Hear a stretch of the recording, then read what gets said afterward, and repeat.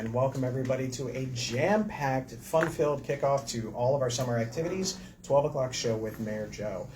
First up, joining me is Kelly Cruz from Reynoldsburg. Kelly, how you doing? Hello, good. Doing well. It's been about a year since you were on the show, coming up and doing the same thing, but we've definitely seen you at events and things like that. So first of all, we have our Pride event on the 13th. Tell me a little bit about what's going on this year. The Pride event we changed dates, obviously. So make sure you let everybody know that the date is a little bit different than normal. But it's going to be, similar to every other year. We're going to have vendors. We'll have the pet parade, definitely. With the pet parade, we're going to have puppy pools. We'll have some pet, arts and crafts events. We'll do swag bags. Those are limited availability, so make sure you sign up early for the pet parade. And after the pet parade, we'll have frozen treats for the pets.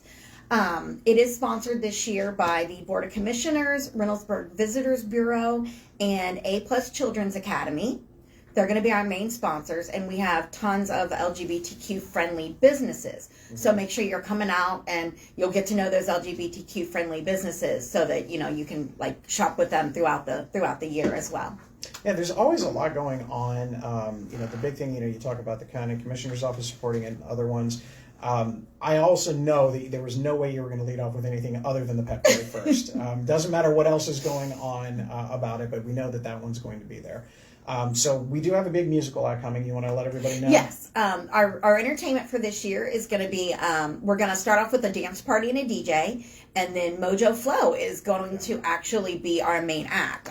We had part of Mojo Flow last year, and they were incredible. Everybody loved them, so we're going to have the entire band this year. The full band will be there this year. So. It's a lot of fun. I know we've been going there, obviously, since we've established this. You've been there every year. For people who have never been to it, what should they expect? Like I said, it's a lot of vendors, so you can get to know the local businesses that are LGBTQ affirming in the community, and some that are owned by LGBTQ plus. And it's an event that you can interact with people in your community, that it's a lot of equality, a lot of inclusivity, and it's allies, it's LGBTQ community, and just be there and have fun and have a nice time getting to know people in your community that love you for who you are. Yeah, and it's a family-friendly event. There's plenty of people there all the way around. There's some face painting things, and obviously the pets are always the big thing with all that. Are you going to be doing an entry this year for the pet parade, I assume? Of course. Yeah. I will be doing an entry for the pet parade with my two little ones. I got another one, but she's too scared to go out yet, so she's going to have to wait for a future event. So hopefully she'll make an appearance sometime when she's feeling a little more comfortable in the world. But Rainbow Reynoldsburg did actually become a complete nonprofit, too. Mm-hmm. So we started our membership drive. So anybody that comes to Pride can join as a member. And if you join during actually the whole month of Pride, you will be considered a founding member of Rainbow Reynoldsburg. So. Yeah. It's a lot of fun. Looking forward to it. We put in the order for the good weather, right? For sure. Okay. All summer. Last year it was there was a little brief tsunami, I think, that came across at one point in time. But outside of that, after that, it was fine. Everybody was really good. It actually was great after that. As soon as the tsunami left, it was pretty good. We just watered the grass. Yeah, definitely watered the grass well. Yeah. Right. So. Well, we'll see you again, and that's on the 13th from 4 to 8, correct? Mm-hmm. So we've got that one coming up in just a little bit. So thank you very much, Kelly. As always, good to see you. Absolutely. We'll see you at the pet parade. Absolutely. I know who I'll be rooting for because my little Pomeranian is probably too. I was evaluated recently. My wife is going to try and train her a little bit, but apparently my dog is a bully. And if you actually have been around Pomeranians, that tracks. So, well, my kitty cat likes to take out bully dogs. So well, there you go. She'll put them in check. Thanks a lot, Kelly, for coming in. I appreciate it. All right. Have a good one. Thanks for having me. All right. So we got that. And now the next one that's coming up, it's planning a little bit ahead, but you got to make sure you're ready for it. We're going to bring in Jason Carter. Your day job is actually with Heartland Bank, but your fun hobby that you get to do is you're part of our Reynoldsburg Community Association. Yes, I love it. Well, I appreciate you coming here today. It is almost time for the parade, so tell us, where are we at, what's going on with it, and obviously for the America 250, it's got to be a better parade than ever, right? This is going to be that is the goal, and that's what we're striving for. So it's actually on the 4th this year, so that coincides. It's 250, and it's actually on the 4th Saturday. Hopefully you put in another good order for weather for us on that. It's kind of a blanket thing for the entire summer. Okay, it makes sense. So parade starts at 10. It's the normal route, so it'll start on Rose Hill, work its way down Main, and it'll turn on to half there at the end. But we didn't think of a better way to honor 250 years of history than to have Mary Turner Stoops be our Grand Marshal this year, who, as everyone knows, runs the Historical Society. She's definitely seen a lot of changes in Reynoldsburg over the years. So we thought that was very fitting to honor her and celebrate our country's anniversary. There's still time to register. Deadline is technically the 19th. But we will accept applications all the way up to the day before the event. There's just a late fee to apply after that because we've already started to put order to the parade by that point. But again, we will take applications all the way up to the event. Well, we know the big draws on these events are always, it's the Reynoldsburg Marching Pride. They're always one of the big popular ones are out there. Last year I did notice a lot of differences. There were a lot of different groups that actually were playing more music, and there were some more activities and things, so that was kind of cool to see. Yes. So we're going to see wagons, motorcycles, bikes, different ones playing music. We're trying to throw an incentive to the participants this year, actually giving away prizes that we haven't done in years previous. The big one being a $250 cash prize to the overall best participant. So trying to encourage people to do a little bit more with their with what they're doing in the parade. No, so I think you've just encouraged, because we're already talking about the floats. So Reynoldsburg, the city, has a couple of different things. Obviously, we have our Parks and Recreation float, then we have the city float, and then probably the one that is the most prestigious of all is our Tomato Festival Queen's float. So we'll have it in there. So definitely going to be upping the game for that one. Not for the prize money at all, but just make sure that we celebrate. Just to do the right thing. Yeah, to do the right thing. So it'll be good. You don't need any volunteers anymore, right? You guys are completely all set. We can always use help. There's always something to do. If you do want to volunteer, you can go to our website, reach out to either myself, Chuck Cochran, or Brett Zader. We are the three chairs of the event. Or you can just reach out and message us directly on our Facebook page. If you want to get involved. Yeah, it's always good. And this isn't the only event that you do. There are other events, but really I think this is probably, the Halloween event has definitely gained steam the last couple of years as far as attendance. But definitely I think this is the big one. This is going to be the big where a lot of people come out, especially depending on the weather and whatnot. So do you have any suggestions where the best place to sit to watch the parade is? Anything? Come early, I guess would be this thing being the 250 year. You want to make sure if you want a good seat, come early. Bring a chair. Bring an umbrella just in case. For the sun. For the sun. For the shade. But really anywhere along that stretch of road. But the DJ, if you will, is going to be at the Key Bank right there. So if you want to be around those. And kind of hear a little bit about everything that. Correct. Yeah. So what they're doing, the message each participant wants to throw out there. If you want to be an earshot of that, you want to be close to that part of it. Well, I get a kick out of it because usually the city's moving earlier than everybody else. We're getting ready to put some road signs out and things of that nature and get things blocked off. But usually when we're getting our float to the staging area, there are already people on Main Street that are picking their spots. And there's some people that after doing this for a number of years now, when they've got shade and they know exactly where to go, they know how many chairs that they can put in an area, so the tree's always covering them and things like that. So definitely get there early. So you mentioned, Mary Stoops and all that, she'll be there. So is she going to be, she's going to be in her own float in the front part of the parade? Correct. Okay. Yeah. All right. So I know that's what, I didn't know if she was going to do that or what her thoughts were. Yeah. So, and then after this is the Halloween event. That'll be your next big one. That is. That is going to be coming up in October, obviously, for the Halloween event. Talks are in, planning is already going on right now. We actually this Saturday are doing an event where we're going in and updating a lot of the games. We're adding new games this year, so we're already working on that event. Going to have a new space. The new pickleball courts will be done by then, so that'll be something that's fun. And as always with the costume things, I appreciate that you have the costume contest for the various different age brackets, though I will say you probably should start looking at the older crowd because there are a lot of adults that wear costumes and want to participate. Just throwing that out there as a suggestion for everything. Yeah. As a matter of fact, the director of the YMCA has challenged me to a costume contest.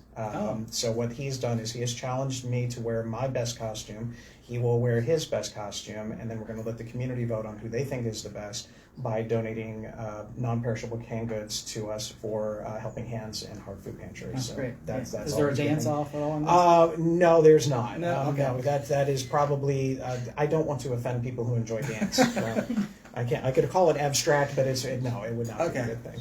Yeah. All right, anything else you want to share with us? Anything that we missed? Let me think. I got my notes here. I did want to stress, if you are a participant in the parade, and you are handing out any kind of information or candy, we do ask, and this is in our rules, that you are doing hand-to-hand delivery to avoid any children running into the road for safety reasons. Yeah. So, Or just honestly throwing candy at kids. Correct. Yes. Yeah. Even if you want to, not a good idea. We ended up doing the frozen ice pops, which those tend to be incredibly popular, especially on those hot days. Yes. So Yeah. there we go. All right. Well, thank you very much, Jason, Yes, for coming thank in. you. Appreciate it. We'll see you in the next couple of weeks, I'm sure. Sounds good. All right. Thanks a lot. So there you go. We got another one up there. And not last, or last but not least, our group from Moms Demand Action. So everybody who's going to be on, come on. I see 3 people in orange. Let's all go. So we're going to go ahead and bring up another chair here. Oh, and have you scoot over a little bit so we can get everybody in the camera? You wanna get in there? Get in there, Sheila? You didn't come all the way down to City Hall, not to get on camera a little bit of everything. So why don't we go ahead and introduce ourselves, just kind of start here and move down, and then I'll just ask some general questions about the organization. So for people who might not be familiar with Moms Demand Action, what you're all about and what you're doing. So go ahead. Okay. I am Andrea Hickman, a resident of Reynoldsburg since 2013. But for Moms Demand Action, I am the volunteer survivor membership lead. And good afternoon, I'm Sheila Blanchard, and I'm a resident of Columbus. And I became a member of Moms Demand Action in 2019 after the Oregon district mass shooting. And so I've been here ever since. And what we do is support survivors and support common sense gun legislation. And today is my niece's birthday. That was one of the 9 victims in that incident. I'm sorry for your loss, but it's a nice legacy that you're putting in place. I don't know how you follow that up, but we'll go. Yeah, I'm Michelle Heim, and I am a volunteer for Moms Demand Action. I live in Powell, Ohio, and I'm a state legislative lead for Moms Demand Action, and we try to, fight for common sense gun legislation at the State House. So provide proponent and opponent testimony and try to get gun safety laws passed. It is interesting to see because we kind of joked a little bit. The State House is not as always open to having ideas about what I think most Americans, by polling at least, say are common sense gun laws. So I admire you wanting to go up into that wonderful world and hear what they have to say, because obviously something needs to be done, and we'll kind of get into that as we go through. So for everybody else out there that's watching, if they aren't, most likely, I've known students who have lost their life to gun violence when I was a teacher in Columbus. I've known people, obviously, in my position that have lost their lives. I guess my question would be, even if you don't have somebody where you personally have been impacted with it, can they come and help and volunteer? What can they do to support your organization and things like that? Not necessarily putting them up to the State House, just yet, though that is a lot of fun. What kind of thoughts would you have about how they could get more involved? Well, from the legislative side, we take volunteers, students or adults, to the State House, sometimes for sponsor hearings, which is so great because you can actually see when the bills are introduced, who introduces them, and just sit back. You don't have to be so nervous about giving your testimony, but you can actually see the sponsor. Say, last week I went to a sponsor testimony for Senate Bill 392, which every town is opposing, and it's a bill that will allow, we have in Ohio permitless carry, which allows you to conceal a weapon with no background check, no license, and no training. So basically, this law that they want to reintroduce the concealed carry mandate to be concealed carry weapons. So anything that's a weapon, a knife, a bomb, an AR-15, and it's dangerous. And they also want to be able to allow you to use it in your car. So we oppose bills like that. And it was interesting just to go as a sponsor, you know, to as a just a resident of Ohio, as a constituent, and just see the kinds of bills that the state legislature is trying to pass. So. And I want to add a note to that, and it also includes lowering the age from 21 to 18 to someone. Now just think about that for a minute. Lowering the age from 21 to 18. Are you saying sometimes 18-year-olds don't make the best choices? No. I think we could take a poll. Yeah. We could look at ourselves, you know, But maybe the data- when we were 18. But other ways that people can also get involved with moms is we have outreach. We support survivors. As Audrey stated, she is the local survivor membership lead. I'm the lead for the state of Ohio, so that's bringing together survivors from across and supporting them across the state. But there's several different ways. Some people just want to, you know, they're not able to get out, so they do data. Yes. And that's critically important because we're a data-driven organization. But we share a lot of love. And it is important for people to understand that they're not in this alone. And so that's where we come alongside and support them and encourage them that they can continue to move forward. I would add to that as well. So to get involved or to volunteer, you can text the word READY to 64433. So if you text the word READY to 64433, you are texting the organization and they will reply instantly and you can get involved that way. As they both have mentioned, there's the legislative side, the data side, we do phone banking, and we host events. So you can also visit our website at momsdemandaction.org to get information that we provide on across the nation, but specifically you can look at what's available in your area. And as the survivor membership lead, I got involved with Moms Demand Action because I am a survivor. So I lost my son to gun violence. He was taken by gun violence in 2020. And I have been involved in this arena ever since that time. So. Well, it's frustrating because from my point of view, there's a lot of things that I wish I could do, but I am more or less prevented from doing so by the state. For those people that have watched, and maybe you've heard, being a resident of Reynoldsburg, we actually tried to introduce some legislation about 3 years ago to, if a parent who lawfully owns a gun allows that gun to be in the hands of a minor and that is used in a crime, we were going to try and hold them accountable at a misdemeanor level. It was not what we wanted in terms of things, but we wanted to do something.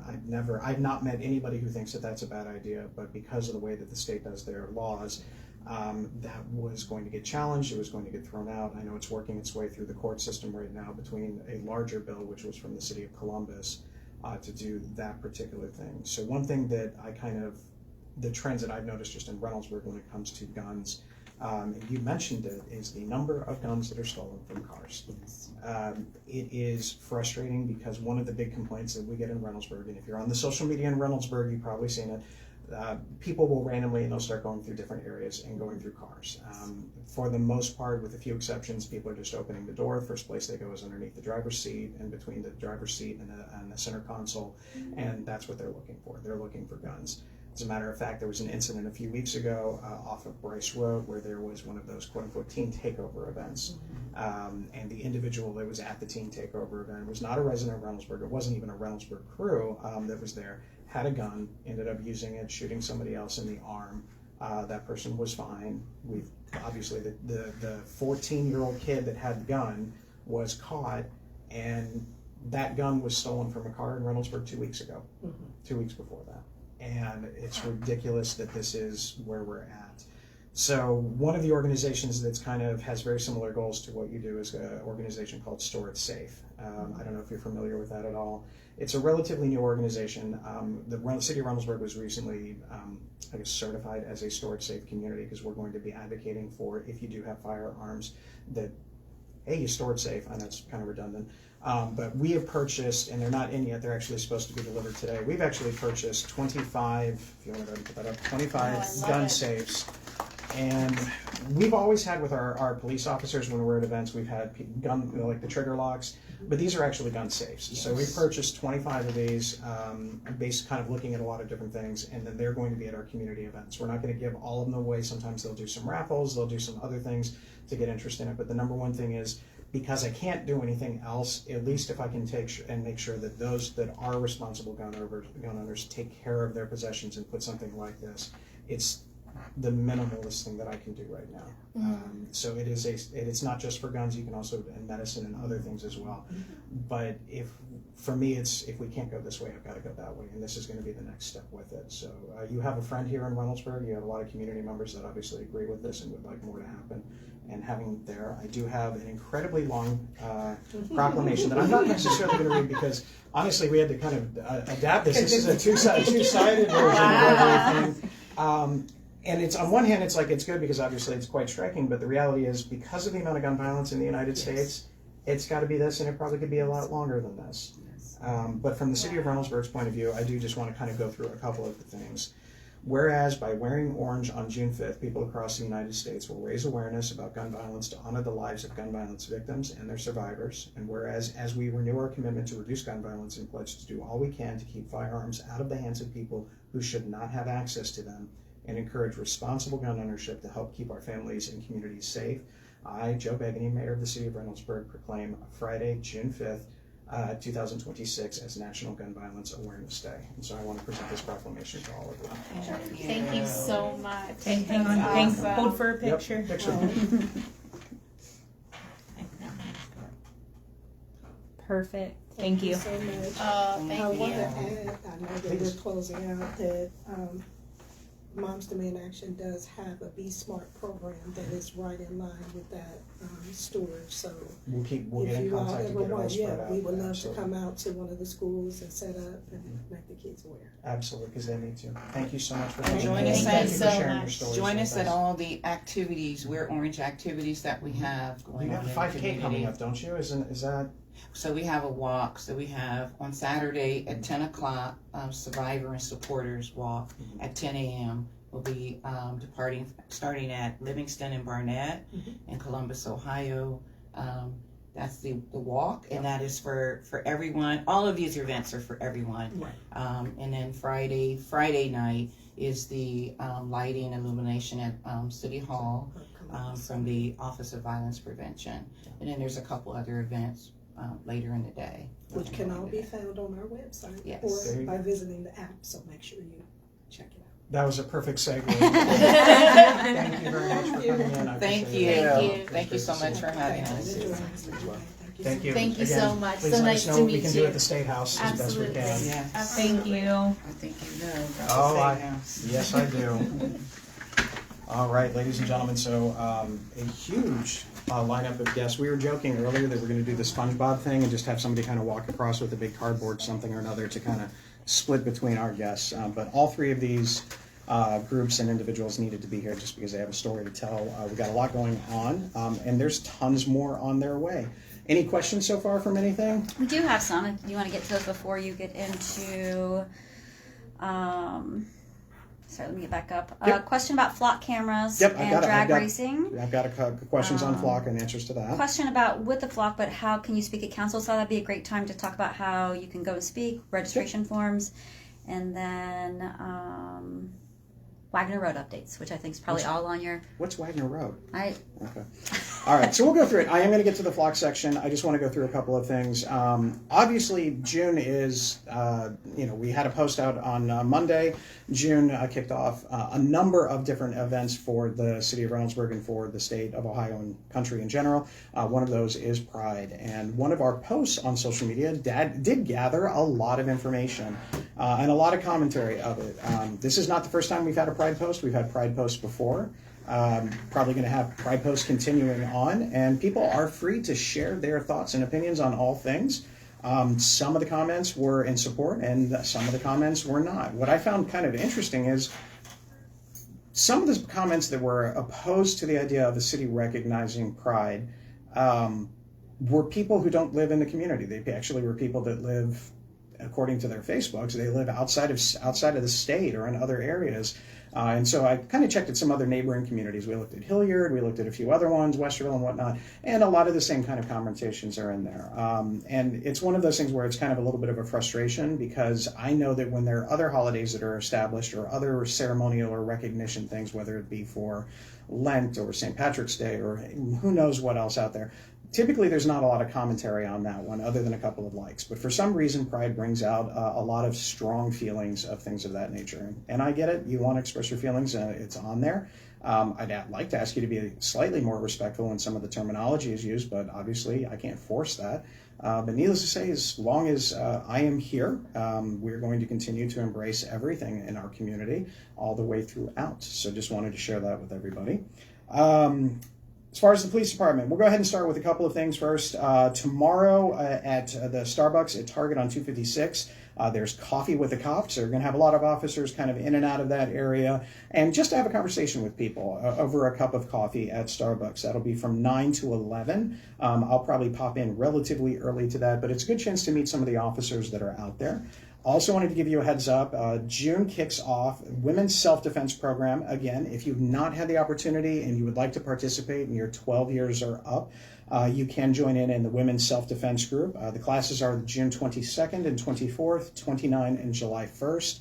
A couple hours each night. There's some kind of like in-class work, and then there's actual physical work where it talks about how you can protect yourself from all of these other different types of things all the way across. So I'm going to go through some flock stuff. So I'm going to start off with what flock is, and then I'm going to go through a couple of questions from a resident that sat in, and maybe if that covers some of the questions that were asked there, then I'll have answered them. If not, I'll go ahead and answer them.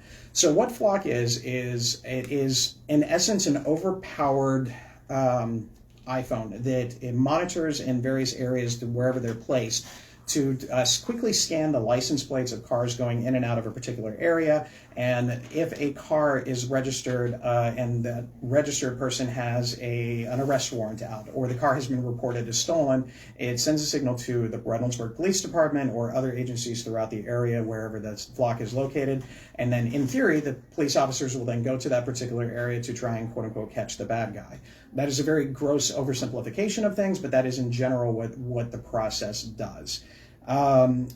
It's been in the city of Reynoldsburg for a number of years now, I think since 23, and we're not the only ones that have it. The Reynoldsburg City School District has them as well as private businesses, HOAs, and things like that, though I don't know if any HOAs have them here in Reynoldsburg, but in general, that's where they are. So I did get a couple of questions. One is how much taxpayer money has the city spent to purchase and install? We got that a little bit late, but I will have that for you next week. Does the city currently own or operate or plan to purchase drones for surveillance, monitoring, or data collection purposes? We do own one drone. We will be purchasing, or we have purchased, and we're going through the process of 2 other drones. The drones that we have right now are more or less, they're kind of like the floating drones. They kind of go up and they go over a general area. It's more for watching large-scale events. We have them at the Tomato Festival and other things like that. Sometimes they will go into an area when they're deployed if they're searching for a missing person or they're looking for a suspect. They might be in the general area to get a bird's eye view. But as far as data collection, those are a little bit more antiquated in that one. The new drones that are coming will not be doing data collection, but they will be going and be able to be dispatched from City Hall, and they will go to a general area, whether it's car accident, whether or not that there's suspects fleeing in the area or something along those lines. They will go to those areas ahead of time and kind of give the bird's eye view as police are en route. So now the next one is, what steps has the city taken to protect residents' privacy and personal data when connecting with private technology companies? And additionally, what safeguards are in place to prevent unauthorized access, misuse, sharing, or breaches of data collected through the system, such as flock, cameras, or other surveillance? So had to kind of go through and make sure I got all my everything kind of listed. So in the beginning, when this whole thing started, our then lieutenant, now deputy chief, Bender, actually put forth and wrote policy and procedures for operating with flock. And one of those things was kind of separating who does and does not have access. So at the very outset, at the beginning, no one outside of the state of Ohio is granted access to this. And only those that are within the state of Ohio that have agreements with us, typically your neighboring communities. So if you're looking at Pickerington, Gahanna, Columbus, Whitehall, things of that nature, they will have access to those particular options. If it's anything that is so far outside of, let's say, the central Ohio range, they have to request it and they have to provide information about whatever it is that they're looking for. It can't just be a blind thing. They actually have to provide something specific, and that's in the language.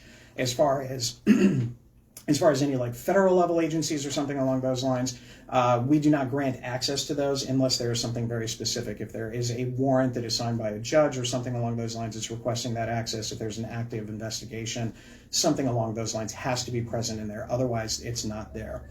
So if you're an outside entity, either in-state and out-of-state, which I don't even think we've had any out-of-state requests, but if we did, they're limited to a certain amount of time. So if they have a justifiable reason that they're trying to track down whatever it is they're trying to track down, they can only have access to our system for anywhere from 30 to 60 or 90 days, depending on what it is. At the end of 30 days, our data is, I don't want to call it deleted, is eliminated. We don't access it anymore. It's gone at that point in time, unless we have to keep it for something for court purposes and things of that nature. So that's what that particular portion of it is about. As far as internal safeguards, it runs through the same system that when police officers have to input if they're looking up other criminal information from another data system that I can't remember what the acronym is. It's OPATA, I think. I'm not 100% sure. Basically, they have the same things. They follow out. They have to have a legitimate purpose, a police purpose, to look at that information. Are you aware that many residents have expressed concerns about increasing government surveillance and do not wish to be subjected to constant monitoring through technologies such as camera networks, license plate readers, and drones? And how does the city balance these concerns with the public safety? As I mentioned, we've had Flock for a couple of years, and as of today, and again, this is today, I can count on one hand who have actually officially contacted the city about issues like this. And when I say officially contacted, I mean reached out to me personally, set up a meeting with me, questions like this, come to city council, things of that nature. As a matter of fact, no one has actually spoken against Flock at city council. Two people did speak out at the town hall I had about a month ago or so, give or take. Yeah. They did speak out there and actually talked with that resident just the other day about an unrelated thing. And I did meet with a resident in here that wanted to have a specific conversation about Flock. I didn't get a chance to hear back, but I don't believe anybody from Reynoldsburg City School District has had any complaints about their use of Flock in their locations. And for private businesses like Home Depot or Lowe's, I don't have access to that, and I'm going to bet that if I call them, they're not going to give me that information. While the camera networks are relatively new, license plate readers have been around for a long time. That's how police officers would track this in the past. So the technology has just morphed a little bit into something that is different. I believe camera readers started becoming in play in the early 1980s and have been there since then. So this is usually using virtually the same type of thing. As far as the drones and things of that nature, that is not in the intent based on what I talked about before. So those are kind of the issues with it. Given the length of time that we've had them and the number of complaints that have come out, there haven't been a lot of concerns from residents. That doesn't mean that everything is set in stone and policies can't be changed. Obviously, as new technology is developed and other things are looked at, we are definitely looking at those issues, specifically when it comes to things called what they call a transparency portal that we're working on to provide some information about what Flock actually does and some of the returns on it. What evidence does the city have that support expanded surveillance technologies such as Flock cameras and drones? Has the city conducted surveys, public forums, or outreach to determine whether residents want these systems implemented? Again, outside of the town hall, there really hasn't been any conversations about it. There have been a few scattered things on social media, but not anything that was significant up until I would say probably about maybe a month and a half ago, which has caused us to kind of reevaluate where we're at with Flock. We're looking through our contract and making sure that we have things tightened up on the contract scale about where the data goes through, what access they have to it ongoing, and other issues all the way around. So that town hall had two people that were opposed to Flock. And so that's kind of the thing that's there. People are free to speak at City Council. You can speak at City Council, really. All you have to do is be there on the 2nd and 4th Monday. Meetings start at 6:30. Just to be on the safe side, if you're there probably by 6:20, that's going to give you plenty of time to get a little speaker slip.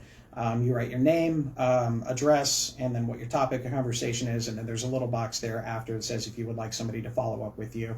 Usually that's me, then I can go ahead and do so. You'll turn it into the clerk of council, Molly Prasher, who's up there, and then when the time comes where they do public notice or public commentary, then you'll be asked to come to the podium and you'll be given 3 minutes to share your thoughts on whether it's this topic or any other topic.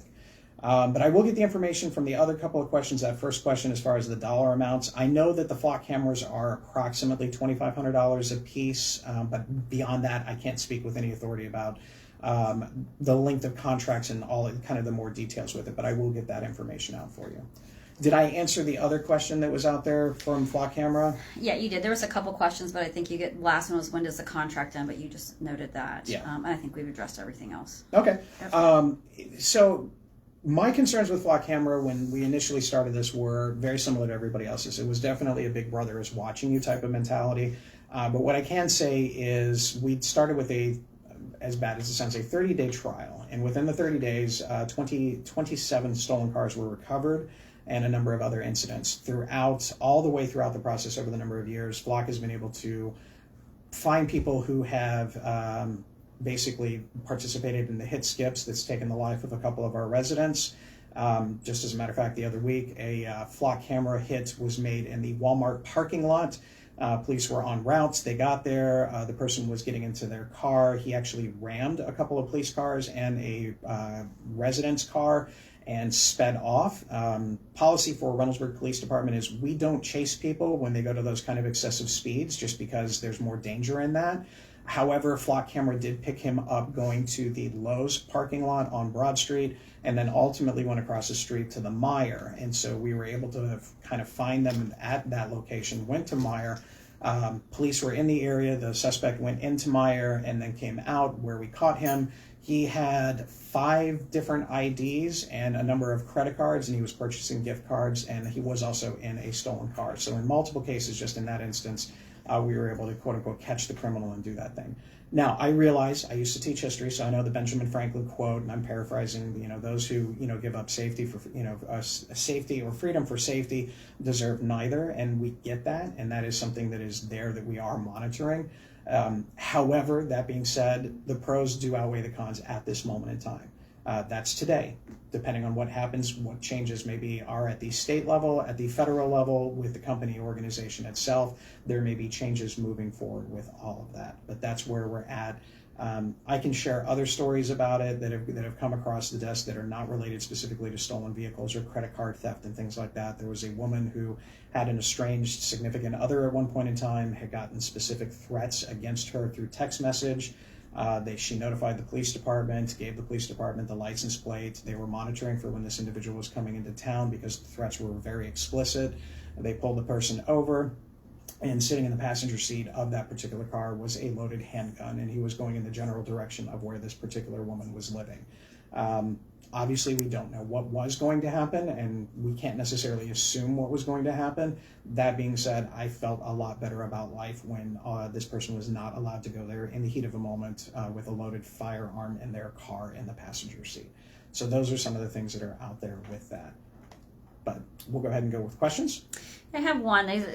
I think just maybe adding some more what your feelings are on this. This says there have been at least 2 separate incidents of flock. Buffering. Nah, it just another comment was coming in, so it moved my screen. There have been at least 2 separate incidents of flock activating cameras without city council approval. And considering the recent situations at Dayton where information was shared after it was supposed to be turned off, how confident are you that Flock is a company that can be trusted with our data? I'm curious where you feel that Flock was accessed without that. I'd be curious to see where that information is coming from. Obviously, it's on a case-by-case basis. If we feel that that's what is going on and things are being activated without authorization and we're able to be aware of it, then that changes the conversation. But to the best of my knowledge, that's not the case right now. The Dayton case is interesting because I have seen that one. There are other players with that, and I don't believe that they have the same parameters included in their protections in there. As a matter of fact, even the city of Columbus was debating yesterday some of the kind of policies and procedures that they want to put in place, which are things that we've already had in place in Reynoldsburg for a number of years. All right. So we'll go from that. I do not imagine that the flock camera conversation is going away, and I do welcome it. It is a good thing. The more people that are aware of it and that understand it is better. I'm not a salesperson for flock. I'm not advocating for increased anything with flock. All I do know is that I do get reports, and it does help solve crime, and it does recover people's goods and cars. So we'll go from there. Wagner Road. Hey, it's sunny out. What's going on with Wagner Road? We are waiting. We are in the queue for paving. We have until tomorrow, the 10 days for the interior curbs that are in the medians. It takes about 8 to 10 days for them to fully cure. And once that happens, then they're able to get paving in that area. What we're waiting on right now is where we're at in the queue. Because of the rain from the other week that kind of pushed everything back, we were hoping to get the paving done this week because we were timing it that when this was solidified and set that we could be paving not long after. We're still waiting for an official date of when that comes, but it should be within the next couple of weeks. They will pave one side of the road, and then they will move over to the other side of the road and pave the other one. And then there's lane striping and other details that are finishing up. Those details can include anything from some basic landscaping to kind of working in some of the drainage areas, making sure that the electric is all the way connected for all the street lights that are on there. Believe it or not, that hasn't happened yet. That's being worked on actually over the last couple of days. They're getting that. But it should be starting, should be opened up in the next couple of weeks. We're just waiting again for that official time when the paving comes. Trust me, we'll notify everybody when it's there. Phase 2 has not started yet. It was supposed to start on Monday, but they were not able to get some of the materials in. We're just waiting for an official start date for that. But once that work starts, everybody will know because they'll be doing some clearing of trees and the Phase 2 portion from Priestley to Broad Street, and they'll be kind of moving along down the line. You've probably seen AEP out there already doing some of the pole work. So while our construction companies are working on it, there is Phase 2 work going on. Anything else from Wagner? All right. Other things going on. We had a really good meeting last week about the Link Us Bus Rapid Transit organization. That was last week where we met with a couple of business owners and some representatives over where we're at with the plans. They were going to go ahead and provide a list to us about some of the things that they would like the city to advocate for, much as we've done before, especially when it was one lane each way. Now there's 2 lanes in a lot of sections of it. But we're going to wait until we get that information from them, and then we'll go back with CODA as they're continuing to evaluate all of the traffic data. But it was a good meeting. It was a good conversation all the way around, so we can express everybody's opinions and all of that, and I appreciate it. And again, we'll have some more conversations. No construction is imminent. We're at what the lingo is a 60% design stage, which means that 60% of the plans are done and they're kind of set. We've been on 60% plans for about 8.5, 9 months now, because every time we get to this point, we're like, no, we want this change, and then there's pushback, and then we want this change, and there's pushback, so it's kind of that negotiating piece. But the cities of Reynoldsburg, Bexley, Whitehall, and Columbus are not moving any further on the 60% phase until all of our individual items are addressed. We all have different concerns along the corridor. Columbus has one more about the structure, especially as you get into the downtown area. Bexley has one of where their stop is. Whitehall is just making sure that they have all the right-of-way taken care of. And obviously for us, we're trying to make those accommodations for traffic and business owners all the way throughout. So we'll keep you updated on that. We're waiting for our street program to go out to bid. It should be going out to bid in the next couple of days. I'm just going to read a couple of, well, I'll read a majority of them on there. Alley's Place East, Alley's Place West, Apple Alley, Beach Alley, Black Oak Drive, Berkey Avenue, Berkey Court, Brindle Court, Broadwin Drive, Jackie's Bend, Jordan's Crossing, Landseer, Lynbrook, Linsmore, Marionette Place, Patterson Loop, Quarry Cliff, Ridgeline Drive, Sealyham Drive and Court, South Street, Retton Court, and Wind River Drive. Those are the ones that are on the list for this year. Once we get those information packets in and it's out to bid and a contractor selected, we'll be going out and notifying the residents. We'll actually be putting a card by your door letting you know that, hey, construction's going to come up. This is the email if you have questions, and some other details with that. And that, again, is all assuming pending council approval. Any questions on roads and streets? Nope. Okay, moving right along. Programming. I got some pretty cool news. We talked about it last week, but now we know the exact date. The city of Reynoldsburg and COSI are participating in an amazing program where we're going to have Reynoldsburg Week at COSI, which means you're going to get a discounted tickets, $5 off your admission, and it's going to be the week of July 20th through the 24th. We're already organizing some things for me to get involved with, including their opening ceremonies for that day, as well as some rap basketball, because who doesn't love the idea of that? But it is specifically for Reynoldsburg residents. We're going to have everybody come down. We're going to try and have as many people in Reynoldsburg come down to COSI during those days, have a lot of fun, get some kids exposed to some science and great summer activities. So stay tuned as more information comes out, but we're really going to be pushing this hard over the next couple of weeks because it really is just over a month away. So we're excited about that one. If you can't wait that long to do something fun, you can only have to wait until Friday. Friday is our first Food, Flicks, and Fun at 5:30 at Huber Park, and it's going to be about the Minecraft movie. I'm not going to say the words, chicken something or no, I'm not going to say the words, but that's going to be there, so be prepared for that.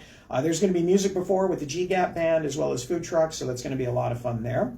If you prefer to have something with less children around, might I suggest the adult prom that's going to be September 19th, and that's going to be from 6 p.m. to 9 p.m. at Eastside Brewery. You can dress in your high school favorite, because we all can still fit in our high school clothes. You can dress in your high school favorite outfits to go out there to Eastside Brewery and kind of have an adult prom version with some beverages and things like that. They do nominate and accept a king and queen at that event. It is a lot of fun. If you've ever been to Eastside, especially in the evenings, they've got the lights all the way throughout, and it's a great environment. So if you're interested, check that out on the Parks and Rec page. This weekend, we have our first intro to archery class. Basically, you get to ready, aim, and fire with some basic instruction. It's going to be at the Livingston House, and at Spangler Field from 3 to 5 p.m. this Saturday, June 6th. So go ahead and check that out. And that's the end of that one. Any questions so far on any of our cool events? Oh, no. All right. Development, we have our Build Your Own Business event, June 25th from 5:30 to 7:30 p.m. It's at the Columbus Metropolitan Library. If you're interested in growing your business or even becoming your own boss, which is always a good thing, I've never met a boss that isn't happy about it, this is your chance to figure out how to do it. What do you do about financing? What do you do about building? What if you need to make building improvements? Who do you talk to? All of those people are going to be in one location at the same time. So get a little bit closer to that. We'll probably have somebody from the development department to come in and talk about it. Did want to remind you again that we have a great town hall opportunity on July 22nd at 6:30 p.m. so we can talk about things like flock camera or whatever the major issue of the day is. But really, sometimes it's just about information. A lot of things are going to be going on over the summer this year, so we want to make sure we have the opportunity to have some conversations about it. Reynoldsburg Garage Sale Week starts Friday through the 14th. So it's free admission for residents, and you can have that opportunity to come out and have your garage sales without having to get the permit or anything.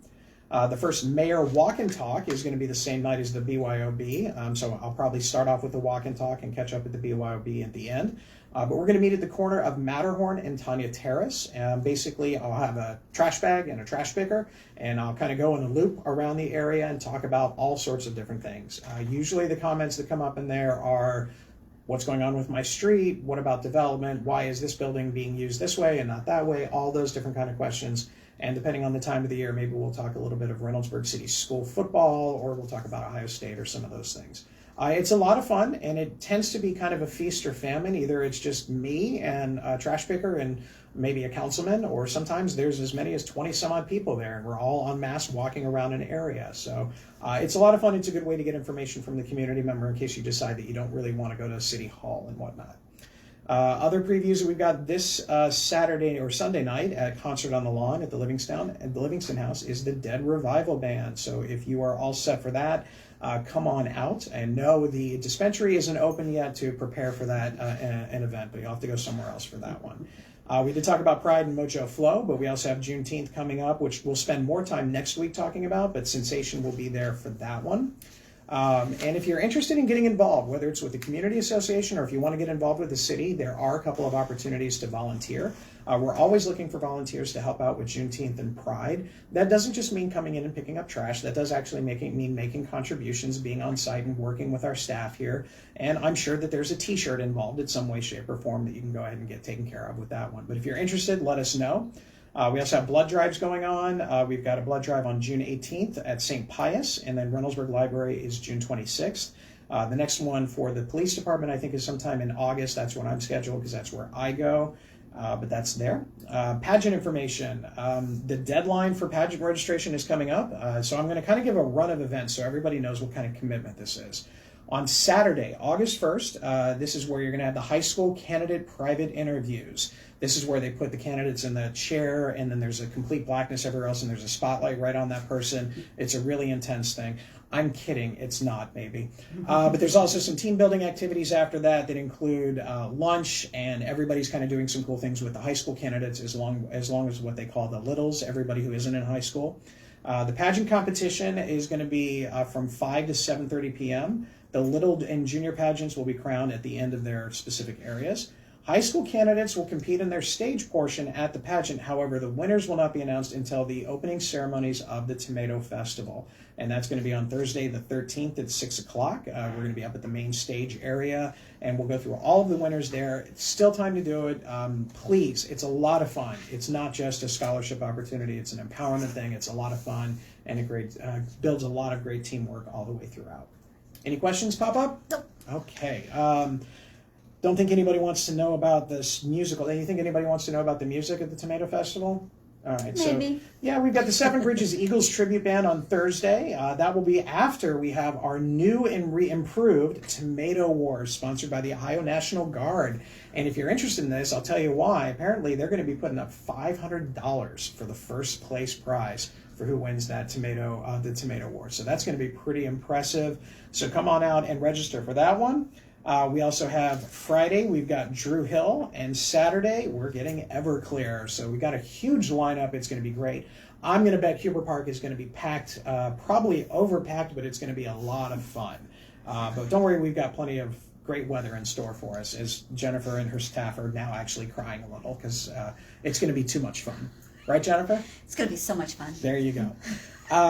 We also are interested if people would like to do some general litter cleanups. We have that if you're interested. If you or an organization would like to select a road in Reynoldsburg to take care of, you can do so. The city of Reynoldsburg has ones where I know the Reynoldsburg area Democrats take care of Lancaster, Boy Scouts take care of Livingston, and then we also have the community, or the Lions Club actually takes care of Taylor Road. So if you are interested in doing that, it doesn't have to be an organization. It can actually just be you and a few friends and pick up a road, and you get a sign out of it and everything. All right, that's all I got. There's a huge amount of information, 3 different guests, all sorts of cool things going on. Anything else before we go? Nope. All right. Next week, we're going to have a great event. We're going to talk a little bit about the Juneteenth celebration, and we're going to have Councilwoman Mildred Johnson joining us. And we're also going to have special guest, Reynoldsburg Robotics Team. Believe it or not, even though school is out, the robotics team is always working and trying to get things together. So they will be here to talk about what they're doing over the summer as they prepare for next school year. And yes, it will be here before you know it. Sorry, folks. With that, everybody else, stay safe, stay respectful. And as always, please put your shopping carts away. Enjoy the sun and get out there while you can. Take a walk on Widener Road on those paths. They're a lot of fun out there. Thanks, everybody. We'll see you next week.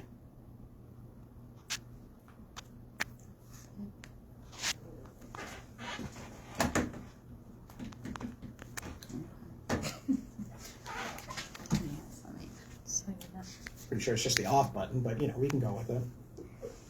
I guess it just doesn't need a lead.